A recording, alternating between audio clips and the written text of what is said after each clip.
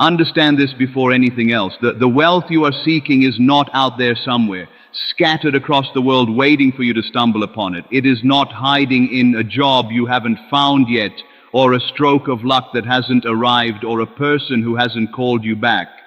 The wealth you are seeking is a state. It is a frequency. It is a way of being that already exists within the infinite field of your own consciousness. And the moment you shift into that state, the outer world has no choice but to rearrange itself to match what you have become on the inside. This is not a metaphor. This is not a comforting spiritual idea meant to make poverty feel bearable. This is the actual mechanism of creation itself. And once you understand it, you will never look at money or lack or struggle the same way again. Think about this for a moment. Every circumstance you have ever lived through, every bank account balance, every opportunity that came or didn't come, every door that opened or slammed shut, all of it was the shadow of an inner state, not the cause. The shadow, the outer world has never been the author of your life. It has only ever been the mirror. And for most of your life, perhaps without even realizing it, you have been standing in front of that mirror, staring at the reflection, trying desperately to fix the reflection instead of turning around and addressing the one who is casting it. This is why so many people work themselves into exhaustion chasing money and still find themselves standing in the same place, or worse, further behind than when they started. They are rearranging the reflection. They are polishing the mirror. They are not addressing the self who is standing there, generating the image in the first place. The truth is, abundance is not something you acquire. It is something you awaken to. It was never absent. It has been surrounding you this entire time, embedded in the very substance of consciousness, waiting patiently, without judgment, without urgency, for you to change your relationship to it. Money did not abandon you. Opportunity did not skip over you by accident. You were simply vibrating, thinking, feeling, and believing from a state that could not yet perceive it, could not yet receive it, could not yet hold it. And now, right now, in this very moment, that is beginning to change. Let that sink into your spirit. You are not a victim of your financial history. You are not a product of your bank statements, your parents' beliefs about money, the economy, your job title, or the number that flashes across a screen when you check your balance. Those things are effects. You have been living as though they were causes, as though they were the truth of who you are, when in fact they are simply old messages, echoes of a former state you occupied, now finally reaching your outer experience like light traveling from a star that may have already changed. The star you are looking at in the night sky might not even exist anymore. What you're seeing is old light, and so it is with your current financial reality. What you are experiencing right now is old light, the delayed outer expression of the state you occupied yesterday, last month, last year. It is not a prophecy of what must continue. It is only evidence of what once was. You must realize that the mind you use to perceive lack is the very same mind capable of perceiving abundance, and it is not two different minds. It is one mind wearing two different garments. Imagination is the garment changer. Imagination is not something reserved for children, for artists, for dreamers who never make it in the so-called real world. Imagination is the single most powerful force available to a human being, because imagination is the way consciousness gives itself form. Every invention, every fortune, every kingdom, every empire that has ever existed in the history of the world first existed as an assumption held firmly within someone's imagination before it took on flesh and stone and gold.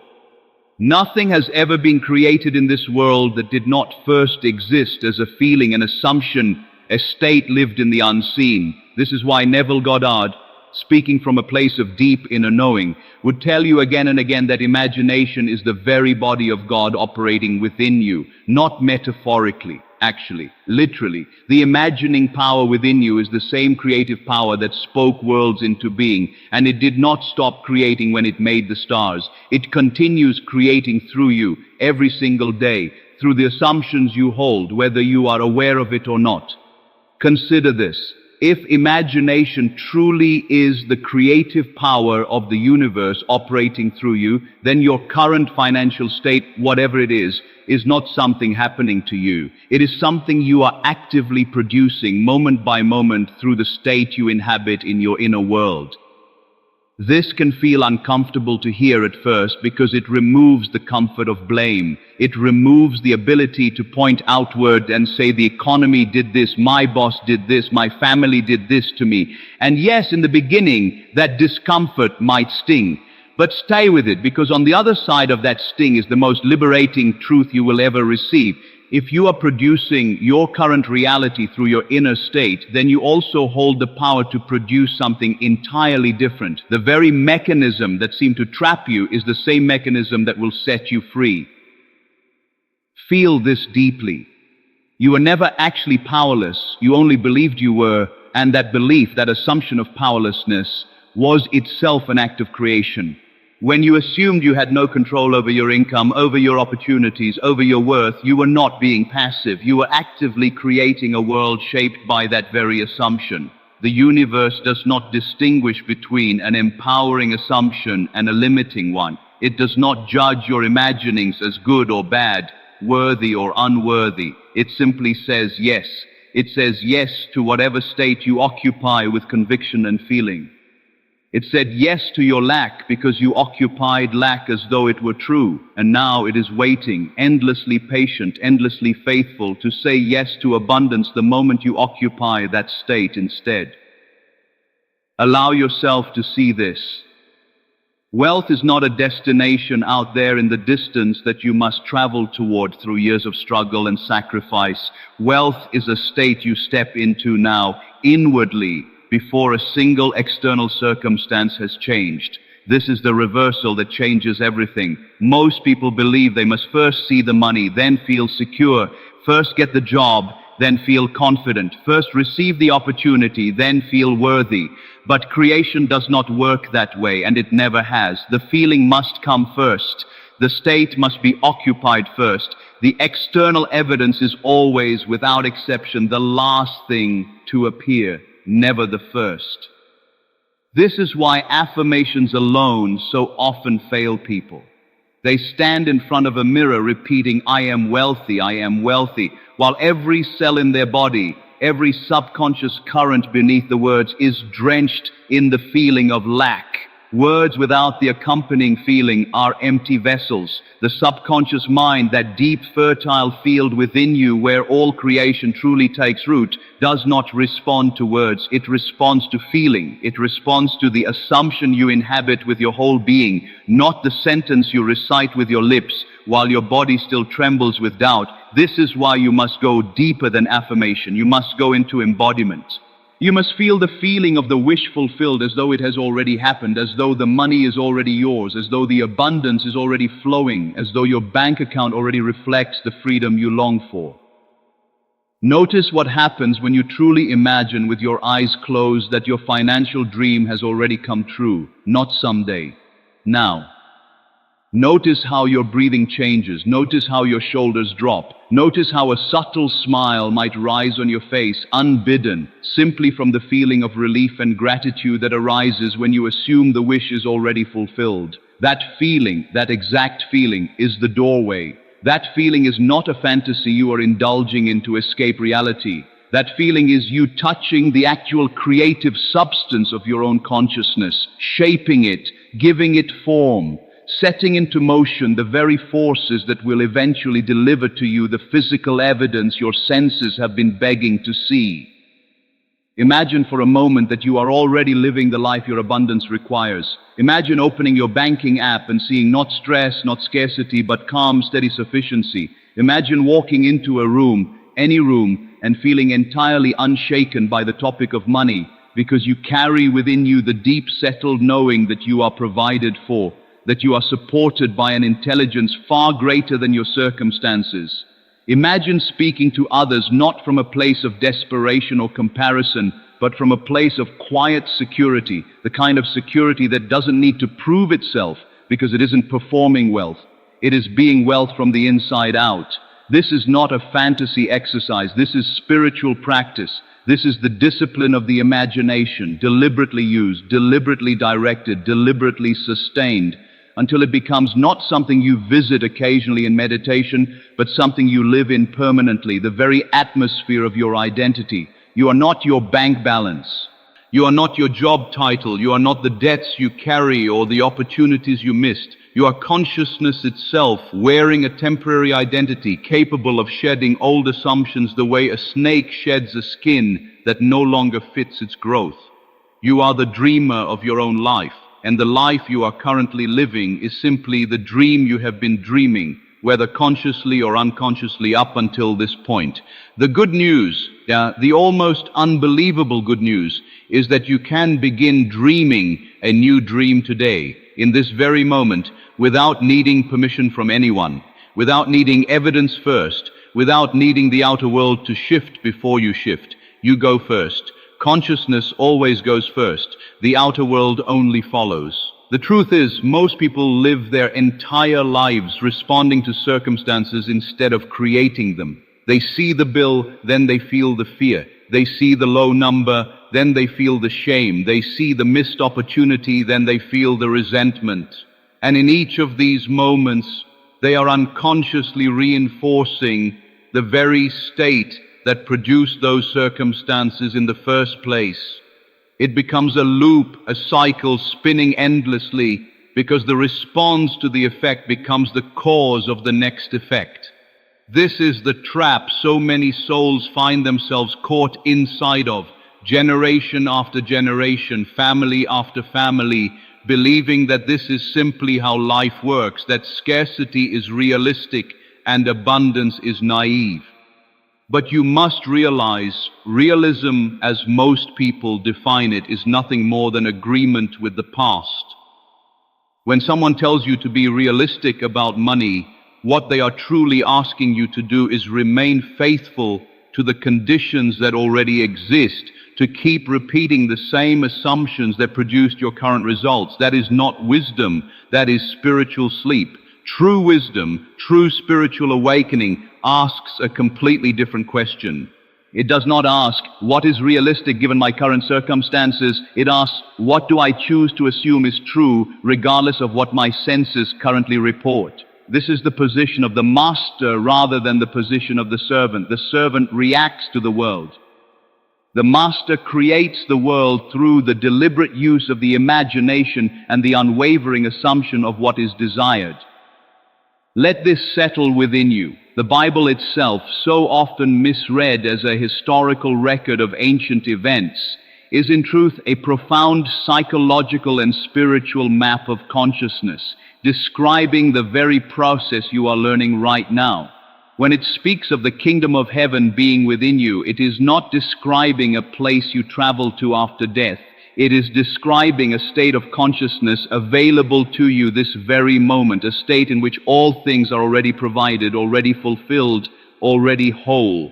When it says, ask and it shall be given, seek and you shall find, knock and it shall be opened, it is not describing a distant deity dispensing favors based on good behavior. It is describing the mechanics of your own imagination, your own assumption, asking within your inner world, seeking the feeling of the fulfilled wish, and knocking persistently upon the door of your own consciousness until the assumption hardens into fact. Faith, understood correctly, is not blind hope that something might happen. Faith is inner knowing, so complete, so settled, that it no longer requires external proof. Faith says, I already have this before a single external sign has appeared. And it is precisely this quality of unshaken inner certainty, feeling the wish fulfilled and refusing to let go of that feeling, regardless of what the outer world currently reflects, that moves what is unseen into what is seen. This is why the scriptures say faith is the substance of things hoped for, the evidence of things not yet seen. Substance, not wish, not hope alone. Substance. Faith itself is spiritual material. And when you occupy it fully, you are handling the actual raw material from which your new financial reality will be built. You must understand identity precedes manifestation. This is one of the deepest truths of consciousness, and it is where so many people go wrong in their pursuit of abundance. They try to attract money into their current identity, the same identity that has up until now been unable to hold it, unable to receive it, unable to sustain it. This is why lottery winners so often lose their winnings within a few short years. The external circumstance changed dramatically overnight, but the internal identity did not change to match it. And so, like water seeking its level, their external life eventually returned to match their internal state, because the internal state is always, always the true governor of experience. This is not a curse. This is not bad luck. It is simply consciousness returning to equilibrium, matching the inner with the outer once again. This is why the real work, the work that actually changes your financial destiny, is not the pursuit of more money, but the pursuit of a new identity. Who must you become inwardly in order to be the kind of person who naturally holds wealth, who naturally attracts opportunity, who naturally makes decisions from abundance rather than scarcity?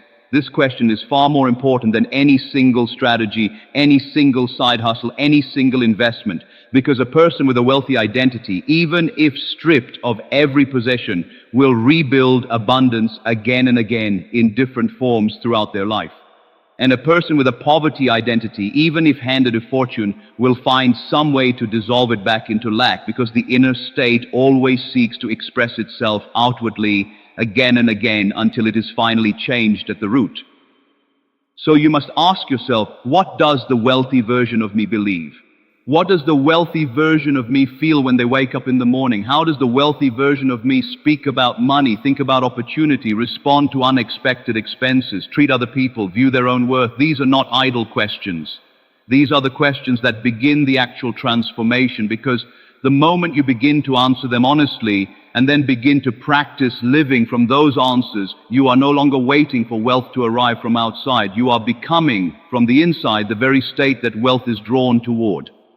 Understand this: the subconscious mind does not know the difference between a memory and an imagined scene vividly felt. This has been demonstrated again and again in both spiritual teaching and in the observation of the human nervous system. When you close your eyes and vividly imagine a scene, receiving unexpected income, opening a door to new opportunity, feeling the relief and gratitude of financial ease, your subconscious mind registers this as real experience. It does not ask whether it actually happened in the physical world. It simply absorbs the impression, and impressions, when repeated with feeling, become the seedbed from which future circumstances grow. This is why the practice of revision and imaginal scenes, so often taught within the framework of the law of assumption, is not merely wishful thinking. It is precise, deliberate psychological technology aimed directly at reshaping the subconscious currents that generate your outer life. This is why you must be so careful, so deliberate about the scenes you allow yourself to rehearse in the quiet moments of your day. Every time you replay a memory of financial hardship with vivid emotional intensity, you are reinforcing that exact impression within your subconscious field, strengthening the very pattern you claim to want to release. And every time you replay instead a scene of the wish already fulfilled, the abundance already present, the ease already established, you are laying down a new impression, a new seed, a new direction for your subconscious currents to flow. Over time, with consistency, that new impression becomes dominant, and the outer world, which has never been anything but obedient to the inner world, must rearrange itself to match this new inner terrain. Consider this: divine timing is not a mystical excuse for delay. It is simply the natural period required for a deeply held assumption to grow from unseen impression into visible form. The same way a seed planted in soil requires a period of darkness and invisible growth before it breaks through the surface. You do not dig up a seed daily to check if it is growing, because doing so destroys the very conditions required for its growth. And yet this is exactly what so many people do with their assumptions of abundance. They plant the seed of a new belief in the morning, and by evening, seeing no visible fruit, they dig it up in doubt, replacing it once again with the old belief of lack.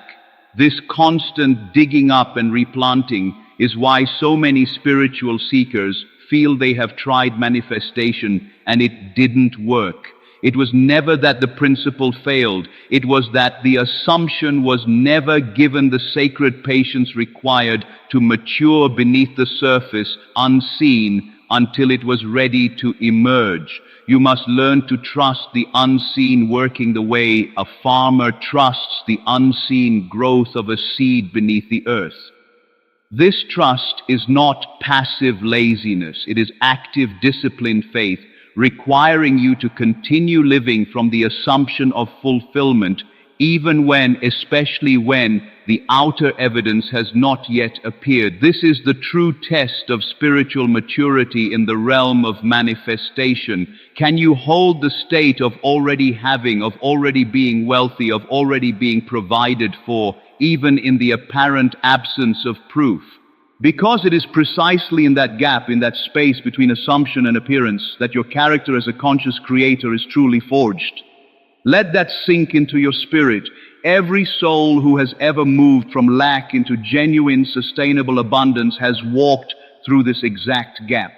They did not wait for evidence before believing. They believed first, and the evidence eventually rose to meet their belief. This is the reverse of how nearly everyone has been taught to operate, and this reversal is precisely why manifestation feels so foreign, so difficult in the beginning. You have spent your entire life believing what you see. Now you are being asked to see what you believe. This single shift, practiced with consistency, is the axis upon which your entire financial reality will turn. Think about this for a moment. Every negative belief you carry about money was, at some point, absorbed rather than chosen. A parent's anxious voice around bills, a childhood memory of watching adults argue about scarcity, a cultural message repeated so often it felt like undeniable truth, that money is hard to get, that rich people are corrupt, that wanting wealth is somehow spiritually impure, that you must sacrifice and suffer in order to deserve prosperity. None of these beliefs are objective truths about the universe. They are simply assumptions absorbed long ago, given a home within your subconscious mind and left unquestioned ever since. And an unquestioned assumption behaves exactly like a law, generating the same category of experience again and again until the day it is finally examined, challenged, and replaced. This is your invitation right now to examine what you have been assuming about money without ever consciously choosing it. Do you believe wealth is reserved for other people, people luckier, smarter, more connected than you? Do you believe that desiring abundance makes you greedy or unspiritual? Do you believe you must work yourself into exhaustion to be worthy of ease? Do you believe money is scarce, limited, something others must lose in order for you to gain? Every single one of these beliefs, if present within you, is quietly, faithfully generating a matching external experience day after day, whether or not you consciously agree with it. The moment you bring these hidden assumptions into the light of awareness, you gain the power to release them, because you cannot consciously transform what remains unconscious. The truth is, the universe of your experience is not scarce. Scarcity is not a law of the physical world. It is a condition of a particular state of consciousness, a narrowed, contracted, fearful state that perceives limitation because it has not yet expanded into the awareness of its own infinite creative source. The instant you begin to shift out of that contracted state, even slightly, even imperfectly, you begin to perceive opportunities that were always present but previously invisible to you. The way a room that has always contained a door becomes suddenly visible to you only once you turn your head and actually look toward it. Abundance was never absent from your life. Your awareness of it was. You are not asking the universe for something it does not have. You are not begging a limited source to somehow stretch itself to accommodate your needs. You are aligning your inner state with a reality of infinite abundance that has been available to you this entire time, waiting only for you to stop insisting through your dominant assumptions that lack was the truth. This is why gratitude is such a powerful practice within the journey of abundance. Not because it manipulates a distant deity into rewarding good behavior, but because gratitude is, by its very nature, an acknowledgement of sufficiency. When you feel grateful, you are in that moment occupying the state of having enough. And a state of having enough is the exact opposite vibration of the state of lack that produces struggle. You cannot feel deep, genuine gratitude and desperate scarcity in the very same instant. One naturally displaces the other. This is why the wealthy in consciousness are not always the wealthy in appearance, and the poor in consciousness are not always the poor in appearance. There are people surrounded by considerable material wealth who live in constant anxiety, constant comparison, constant fear of loss, because internally they remain trapped in a poverty state no accumulation of money has ever been able to satisfy. And there are people with very little material possession who live in a settled, grateful, secure inner state, and time and again watch unexpected support, unexpected opportunity, unexpected provision arrive, precisely because their inner world has aligned itself with sufficiency rather than lack. Money follows state. It always has. It always will. Feel this deeply. You are being invited right now to stop negotiating with lack and start assuming abundance as your natural, rightful inheritance. Not something you must earn through relentless striving and self-sacrifice, but something you already are at the level of your true identity, waiting only to be recognized, embodied, and lived from. The wealthy state is not arrogant, it is not boastful, it is calm, it is unshaken. It carries within it the quiet certainty of a person who knows, beyond any need for proof, that they are provided for, supported, and capable of creating whatever they require whenever they require it. This is the state you are being called into now. Begin to notice throughout your day every subtle moment in which fear about money tries to rise within you. And instead of resisting it, instead of suppressing it, simply and gently redirect your attention toward the feeling of the wish already fulfilled. Do not argue with lack. Arguing gives it your attention, and attention is a form of creative energy. Simply turn away from it, the way you might turn away from a window showing an unpleasant view, and turn instead toward the inner vision of what you actually desire to experience. This redirection, practiced consistently, gently, without force or frustration, is the daily discipline that rewires the subconscious currents governing your financial life. You must realize, too, that this journey is not about denying the reality of your current circumstances in some naive, delusional way. It is about refusing to give those circumstances the final word. Yes, the bill exists. Yes, the number in the account is what it is today. But that number is a photograph of a moment already past, not a prophecy of a moment yet to come. You are not required to deny what your eyes currently see.